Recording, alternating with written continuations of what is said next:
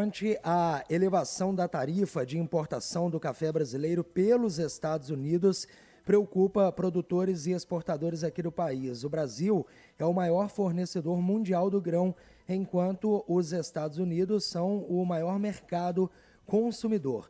Para a gente entender o que muda neste cenário, como que estão as tratativas para tentar melhorar a situação aqui para os produtores do Brasil, estamos na ponta da linha com o diretor-geral do Conselho dos Exportadores de Café aqui do Brasil, Marcos Matos. Olá, Marcos, bom dia. Seja bem-vindo a 98 News. Olá, meus amigos. Muito obrigado pela oportunidade de estar com vocês. Marcos, nós temos uma situação do Brasil, no geral, pior do que a dos outros países, porque nós temos a maior taxa global entre as que foram anunciadas pelo presidente dos Estados Unidos, Donald Trump. E o café é grande produto aqui do Brasil, de Minas Gerais, muito consumido o café brasileiro pelos Estados Unidos, ainda fora, dentro desse tarifaço, melhor dizendo. Queria começar essa conversa primeiro falando como que estão as tratativas de vocês, representantes do setor, junto a autoridades americanas, ao próprio governo brasileiro, para tentar se chegar a um cenário melhor do que o que se desenha atualmente neste dia 1º. Bom, sem dúvida nenhuma foi uma ótima contextualização agora feita e a nossa estratégia ela é muito firme, a gente acredita nessa estratégia que é seguir municiando de informações sempre que necessário o comitê organizado para a negociação, que é liderado pelo vice-presidente Geraldo Alckmin. Então, internamente, essa mobilização, essa união, e externamente, sempre em contato permanente com os nossos membros, com os nossos parceiros da National Coffee Association lá dos Estados Unidos, as empresas que são associadas a essa associação, e redes de cafeterias e todo o mundo dos negócios que hoje fazem o trabalho de levar a informação econômica para os parceiros e para os diferentes níveis hierárquicos hoje do governo norte-americano. Então, posto isso, essa batalha das tarifas, essa discussão das tarifas, ela vai ter vários capítulos.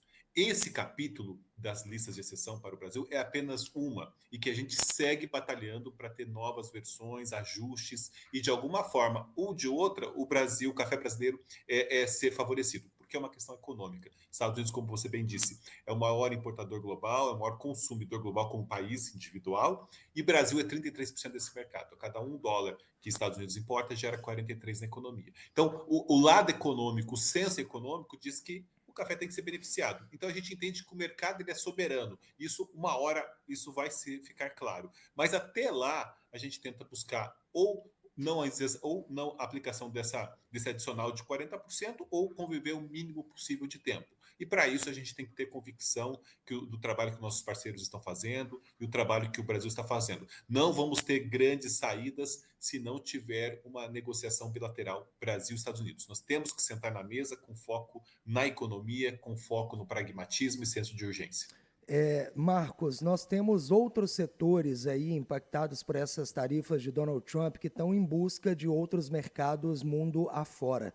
Quando a gente fala do café, essa realidade é um pouco diferente. Não é tão fácil de uma hora para outra você mudar essa lógica, ainda mais falando dos Estados Unidos que compram, que são o país que mais compram da gente. É difícil inverter essa lógica, né? É muito difícil de inverter essa lógica, e como você bem disse, difícil para o Brasil e difícil, diria, impossível para os Estados Unidos. Por quê? De tudo que a gente exporta para os Estados Unidos, 8,1 milhões de sacas, 2 bilhões de dólares na nossa receita cambial, 80% cafés arábicas, 10 canéforas, conilon e robusta, 10% cafés solúveis. 80% arábica.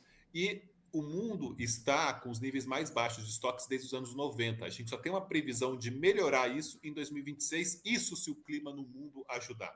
Veja, nós temos 4 anos seguidos em que o Brasil mais consumiu do que o mundo mais consumiu do que produziu café. Então, déficits consumindo estoques. Em 2026, há uma sinalização de que a gente vai ter boas produções. Inclusive o Brasil, podendo ter novamente uma safra recorde, o que não acontece desde 2020. Nós tivemos diferentes anomalias climáticas até lá, os países asiáticos também, Colômbia também. E a pressão ela está maior no café arábica, porque o Brasil, inclusive, está colhendo nesse momento e tem uma safra menor que 2024. E Colômbia está colhendo também e tem uma safra menor. E os Estados Unidos depende, marcas centenárias de cafés, depende dos blends majoritários de participação brasileira, por causa do nosso corpo, da nossa acidez, da dulçura.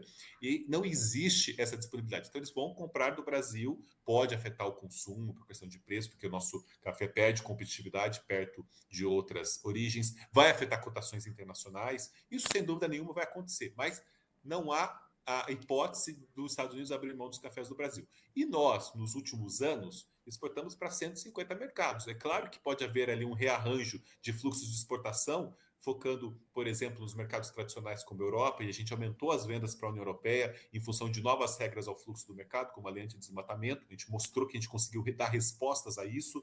Mercado asiático, como Índia, China, Indonésia, China aí amplamente divulgado pela mídia, países árabes, Oceania, então países dos BRICS. Então a gente tem esse trabalho que é de longo prazo, não é de agora, e o Brasil já atende os mais diversos e exigentes mercados. Marcos, vocês atuam aí em diferentes linhas, né, para tentar achar uma solução para essa questão. Falávamos há pouco até mesmo dessas negociações com lideranças dos Estados Unidos, aqui do Brasil, integrantes do setor. E agora quero perguntar em relação ao produtor, o que vocês têm ouvido desses produtores aqui do país, de Minas Gerais também, que é um estado referência nessa produção de café, já há impactos imediatos, eles estão prevendo impactos já a partir de agora, enfim, como que está esse cenário relacionado a possíveis impactos já existentes ou não desta tarifa de Donald Trump sobre o nosso produto? Bom, o mercado de café apresenta e tem apresentado ampla volatilidade. Então, o produtor ele já está convivendo com esse ambiente, o exportador e a indústria, um ambiente de muita volatilidade. A tarifa é uma a mais nessa equação. Por que é importante mencionar isso? Entre fevereiro e maio, nós tivemos cotações na Bolsa de Nova York. Vamos fazer a referência do Arábica, que Minas Gerais é o maior estado produtor do país, praticamente 50% de tudo é Minas Gerais, e o foco de Minas é o café arábica. É, chegou a 4,3 dólares por libra-peso. Hoje nós estamos variando entre 2,80 e 3 dólares por libra-peso, que é uma cotação praticamente mais do dobro da média histórica dos últimos 4 anos. É que em janeiro a maio nós tivemos a cotação maior desde os anos 70, quando o Brasil teve a geada negra, que dizimou todo o café do estado do Paraná, que era o maior produtor na época. Veja, a gente teve realmente condições, e refletindo aquilo que eu te disse, 4 anos seguidos com consumo acima da produção e a produção não conseguindo aumentar por anomalias climáticas. Então, resultou nisso. Hoje, por que o preço ele foi para um patamar ainda muito positivo frente a custos de produção, mas abaixo daquele que a gente viu de fevereiro a maio? Porque o mundo começa a ver que o Brasil, primeiro, colhe a sua safra, está vendo que é mais baixo, mas pelo menos entra café no mercado e está olhando 2026 positivo. Por quê? É um ano que tende a não vivenciar El Ninho e nem Laninha. Então a gente pode ter finalmente uma safra alta, 2026, que nós não temos desde 2020. Os asiáticos, que é um café robusta, tendem a ter safras recordes. O Vietnã, o USDA, que é o órgão americano, previu 31 milhões de sacas, então uma recuperação, que é o segundo maior produtor, só atrás do Brasil. Então você veja, o mercado já antecipa tudo isso, que está vendo um cenário novamente com produção acima de consumo, aliviando os estoques. Então ele já vinha trabalhando com patamares diferentes. Aí vem a tarifa. Só que a tarifa ainda ele começa a valer a partir de 6 de agosto e quem exportou antes da assinatura dessa ordem executiva tem até 5 de outubro para o café chegar. Então a gente ainda está trabalhando para conviver o mínimo possível com essas tarifas e não atrapalhar os negócios dos exportadores, porque se não atrapalhar esses negócios, não, o produtor não vai sentir. Claro que se convivemos com mais tempo, aí sem dúvida nenhuma, o importador vai continuar importando cafés do Brasil, vai pagar mais caro, vai perder a nossa competitividade, isso vai resultar em impactos para o consumidor norte-americano e vai mexer nas cotações globais do café, inclusive internamente. Então, são cenários que podem acontecer, por isso que a gente ainda não viu na prática isso acontecendo e não conseguimos ainda calcular os impactos, até porque são incalculáveis. Então, nosso trabalho é não permitir que isso aconteça e reverter o cenário o mais rápido possível.